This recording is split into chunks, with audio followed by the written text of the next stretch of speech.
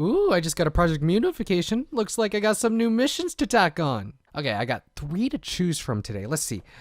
Get in a fight with yourself. I already kicked out the doppelganger. Upload more videos? Oh, so you're gonna make fun of me about it too, huh? Look, it is not my fault that I am allergic to uploading videos on time. Okay, this last one better be an easy one. Say, what's up guys, ShinyHunterDestroyer. Oh, what's up guys, ShinyHunterDestroyer here, and today, wait. Okay, I got the token. Episode 80 of the Pokemon Journeys anime, titled Trial Mission Volcarona's Golden Scales, gave us Go's first real trial mission for his trek through Project Mew. And what it offered this week was actually a very nice episode, and it represents what I think they should be focusing on in Project Mew, and how they should be treating it. And one thing that I want to give major props on this episode for doing is showing Ninetales getting back to its homeland. Seeing Tsurugi and Asahi drop it off was nice, and they decided it would be a good way to get them developed even more as well. Tsurugi looking on at Ninetales literally gave me chills. The Tsurugi gaze, the music choice, it gave a lot more insight on how the Project Mew characters feel about these sorts of problems, and hearing the two of them converse about Go for a bit helped show the impact Go is already having over there. And it was a good way to get back into Project Mew. When Go accepted his mission, connecting things going back to where they have been before is something I want to see more, which ultimately helped their decision in going back to the ruins in Unova. Go has learned a lot from the last 80 episodes of this series, I hope, so being able to recognize and remember things from past areas is what I want to see more of in Project Mew. It's like having a whole map of the world, which, where have they not been yet, really? Actually, there's probably still a lot, huh?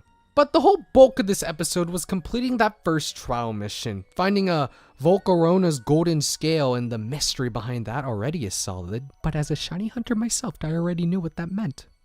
Oh, I knew that name would be clever at some point. On their way to that goal, Go used a good selection of Pokemon that I will always be happy to see. I mean, I'm happy to see any Pokemon really, but seeing Inteleon and Cinderace help out in this episode is just great. Using Krabby too was a nice touch, especially because the start of this episode really highlights the different uses of Pokemon. And the common theme of Pokemon hunters in Project Mew is still apparent with Ash and Go meeting Nido, a Pokemon hunter trying to hunt a Volcarona in the same area.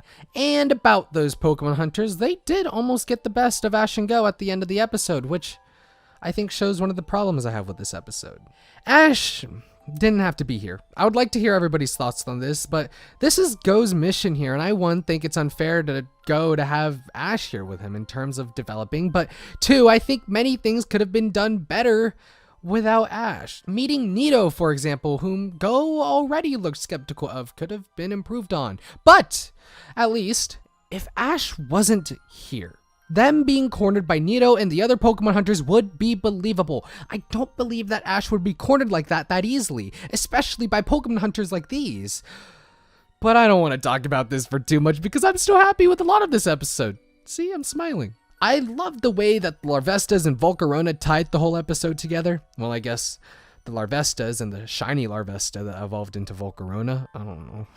Mainly Go interacting with the Larvestas and calming them down, protecting the eggs, all sorts of stuff. I know that the anime is repeatedly showing us Go cares about these Pokemon, but that's a good thing. And the way they did that seemingly without too much of Ash's help really spotlights Go's improving skill in that regard. And it was rewarded with the Golden Scales.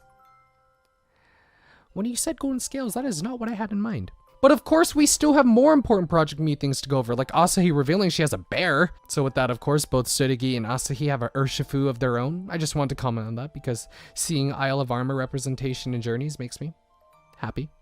And at the end, seeing the Project Mew characters interact, especially Asahi and Tsurugi, I won't shut up about them, is truly a treat. I really love their characters, and they made good use of them in my opinion when opening this episode and closing it off. I really loved this episode. I can complain about an episode all the time, but my enjoyment really comes from development of characters, and seeing Tsurugi and Asahi satisfied me this episode enough. And having more Go and Pokemon interaction did a lot for me too.